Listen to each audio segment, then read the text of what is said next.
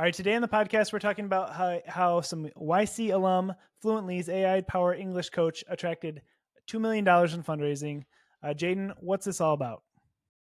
Yeah, so this is an area that I've been so excited about. I forced Jamie to do this episode, by the way, because this week I have been using AI to help me with speaking another language. And I think there's a lot of interesting ways to make money from this. I think this is a huge area. But before we get into it, I wanted to tell you, Jamie and I have just launched our very own school community for AI Hustle, where we essentially teach you guys, we post exclusive content, how to make money online, literal things that we're doing, how much money we're making. We open up the books, we give you guys the in-depth details. Jamie breaks out his like analytics for how much money he's making for different side hustles. We tell you Deep guys our dive. winning products, things we don't tell anyone else. This is the secret sauce. And so anyways, we have the school group. We would love for you guys to join it. We are open books over there. We want to give you guys as much value as possible. And I think you guys will absolutely love it. So this is kind of what Jamie and I live and breathe all day long, is online side hustles and how we use AI to essentially expedite, leverage, grow, and scale them. So if you guys want to go join our school community, there's a link in the description to do that. Okay. The reason why I think this is so interesting with Y Combinator funding Fluently, or I guess this Y Combinator company getting like $2 million, is because I think we're at a point where the language speaking companies are getting massively disrupted with AI. So this week I'm getting ready. I'm going to go to France for 2 months this summer. I leave in, I think, in about 3 weeks now. So I got 3-week countdown. I'm getting nervous. I've lived in France before.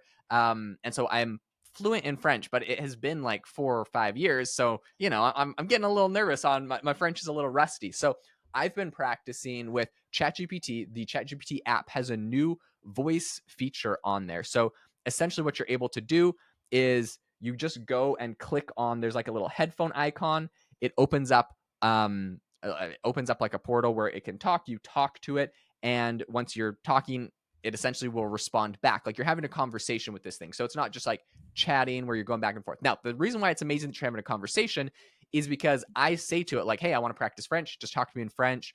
Let's have a conversation about like the Olympics, because I'm going to be there during the Olympics and I want to know, what's going on and how to talk and like what words I need to know, right? Like I was there for 2 years. I never talked about the Olympics. So like, I don't know any words that have to do with Olympics. Like there's just this whole, area of my vocabulary that's missing. Anyways, I've been chatting with it, and I ask it, I talk, and I'm like, hey, did I make any grammar mistakes? Is there anything you can correct me on? It corrects me. It is amazing. It is like the greatest personal coach. You're not paying anything. You're not worried that they're like annoyed by you just harassing one of your friends that can speak another language. This is amazing. And so, anyways, this company getting $2 million to me, no brainer. I think there's massive disruption with AI and language learning.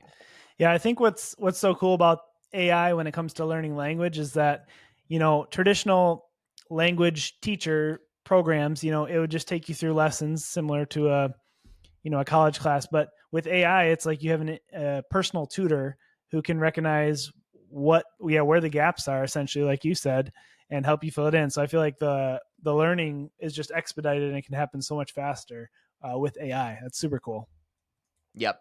So I think Duolingo is going to either have to adapt or die. I'm assuming that they're going to essentially just use an API and add the functionality to go and actually chat with people. Because I used to use Duolingo. I don't know if you've ever done it, Jamie, but yeah, back in the day, it's like fun and it's like good. And I know people with like a 300-day or a 3,000-day Duolingo streak, and they're like super proud of it.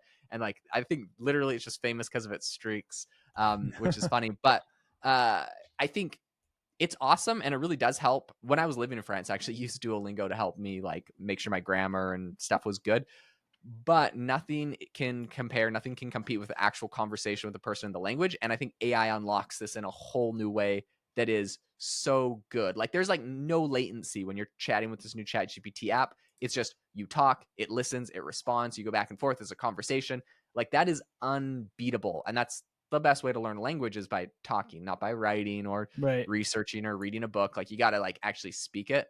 And so I think that, yeah, I think this is the way to do it. And so them raising $2 million to me seems like a no brainer. This is going to be really big. Well, I guess I have a question for you, Jaeden. Like, because like what you claimed, that the Chat GPT is so good at doing that itself, how is this business model different? Like, what do you think they offer differently just that it specializes in language development, or yeah, I guess what do you see the value there that ChatGPT doesn't already have? So Fluently is doing a couple interesting things. They are doing one-on-one coaching, so pretty much what ChatGPT does. So that's whatever.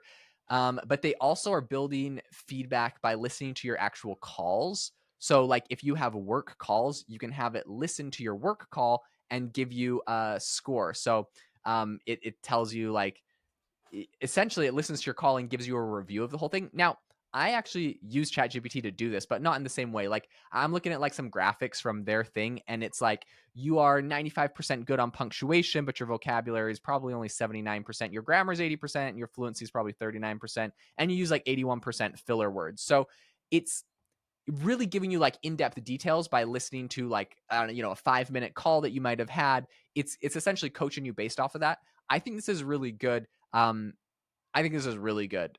So I think Cool. this is essentially what they're trying to compete against Duolingo with, is you use this to listen to your calls and then it coaches you. Now with ChatGPT, like I mentioned, I could talk with it and be like, "Hey, did I make any grammar mistakes? Can you correct me?" But it's, it could say a couple things. Sometimes I couldn't even understand what it was correcting me about because it was saying it in French.